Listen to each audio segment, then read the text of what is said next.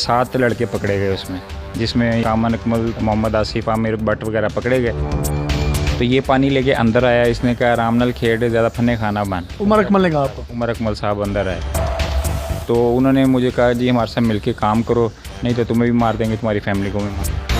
2010 का south Africa के खिलाफ चौथा और पांचवा वनडे फिक्स था। चौथा और पांचवा वनडे वर्ल्ड कप से पहले वाला जो मैच था वो फिक्स इन्होंने किया हुआ। लेकिन आपने जितवा दिया। मैंने चौथा जितवाया, मैंने बैग उठाया और मैं निकल गया।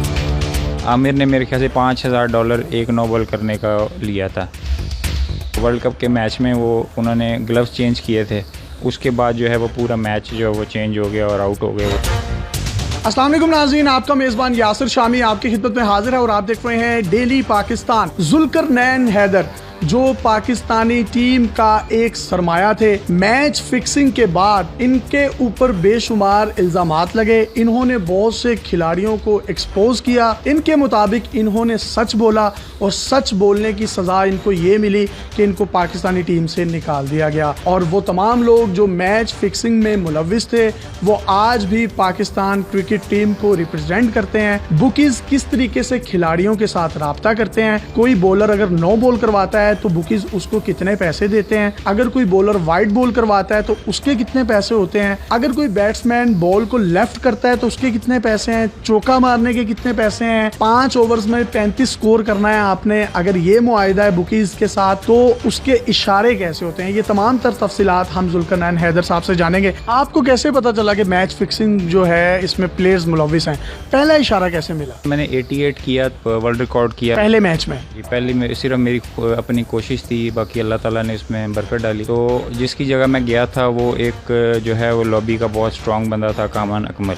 उस वक्त 8 बंदों की लॉबी थी एक पंजाब की। मैनेजर थे वो यावर सईद साहब, उन्होंने मुझे रूम में बुलाया और उन्होंने मुझे कहा कि हम आपको वापस भेज रहे हैं, आपको इंजरी हो गई है। माइनर सी इंजरी थी क्योंकि हेयरलाइन फ्रैक्चर होते हैं, कीपर्स को बॉलें लगती रहती हैं। 3-4 सीनियर्स थे उस वक्त टीम में, उन्होंने कहा कि जुल्करनैन हैदर को गलत भेजा गया, उसने वर्ल्ड रिकॉर्ड भी किया इसी इंजरी से। यानी आपको ये कहा गया कि अगर मीडिया या कोई दूसरा इदारा आपसे पूछता है तो आपने यही कहना है मुझे इंजरी है। इनफैक्ट आपको इंजरी नहीं थी। मुझे झूठ बोलने की आदत थी, माइनर सी इंजरी थी। खेलने के काबिल थे आप? उसके बाद मैंने 88 किया है, इंजरी के बाद 88 किया मैंने। इसका मतलब है कि मेरी उंगली ठीक थी। वापस क्यों भेजना चाह रहे थे वो आपको? मैं वापस आया, मीडिया ने मेरे से पूछा कि आप इंजर्ड हैं, मैंने मिडिल वाली उंगली निकाल के दिखा दी उनको। ये वाली उंगली नहीं दिखाई, मैंने मिडिल वाली दिखाई। फिर लोगों को समझ आ गया कि क्या मामला हुआ है सारा। वो तो फिर वो जो आपकी मिडिल फिंगर थी, वो जो करप्ट माफिया है, मेरा ख्याल है वो उनके खिलाफ थी। जी उनके खिलाफ भी, और जो मेरे खिलाफ उस वक्त कर रहे थे उनके लिए। उसके बाद फिर जब ये अगला टेस्ट हुआ, ये 7 लड़के पकड़े गए उसमें, जिसमें कामन अकमल, मोहम्मद आसिफ, आमिर भट्ट वगैरह पकड़े गए। फिर मीडिया ने शोर मचाया कि जुल्करनैन हैदर को इसलिए भेजा गया कि इसने 88 किया और इसको गेमों का नहीं पता था, इसने परफॉर्मेंस की और ये उनके लिए प्रॉब्लम ना क्रिएट कर दे, इसलिए इसको वापस भेजा गया। कामरान अकमल पे तो इल्जाम लगा, लेकिन उसके बाद वो जो इल्जाम था मैं वो साबित नहीं हो सका, तो उस यूनिट से उसको निकाल दिया गया था। टाइम के साथ साथ इन पे काफी इल्जाम लग चुके हैं और ये जो मेन बंदे होते हैं ये कभी अपना सबूत नहीं छोड़ते। प्रूफ किसके खिलाफ हुए हैं? इल्जामात तो सबके खिलाफ ही लगते हैं। इनकी लॉबी इतनी स्ट्रांग थी, ये अपने जितने बंदे हैं उनको मोबिलाइज करके वो उस में से बरी हो जाते थे। इस लॉबी में कितने खिलाड़ी थे?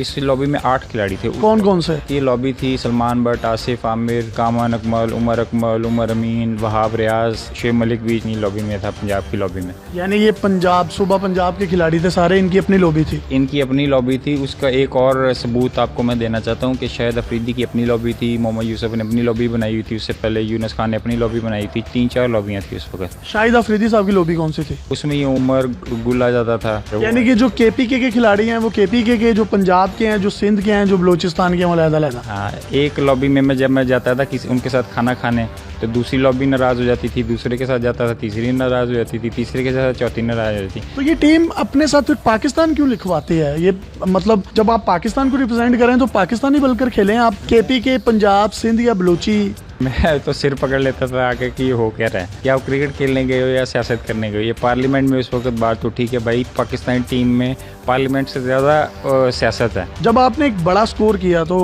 कौन सा खिलाड़ी आपके पास आया और उसने आपको कहा कि ज़्यादा फन्ने खाना बनो, आराम से खेलो? तीसरे वनडे में मैं खेल रहा था, मेरे साथ रज़ाक खेल रहा था किसके अगेंस्ट? Against south Africa. 2010 की सीरीज़ थी वो, वर्ल्ड कप से पहले की सीरीज़ थी। मैच फंसा हुआ था, तो इसको पता नहीं किसने, उमर अकमल को किसी ने कहा मैच फंसा हुआ था। मैं खुद अंदर परेशान था कि यार किस तरह निकालें, तो ये पानी लेके अंदर आया, इसने कहा आराम नाल खेड, ज़्यादा फने खाना बन। उमर अकमल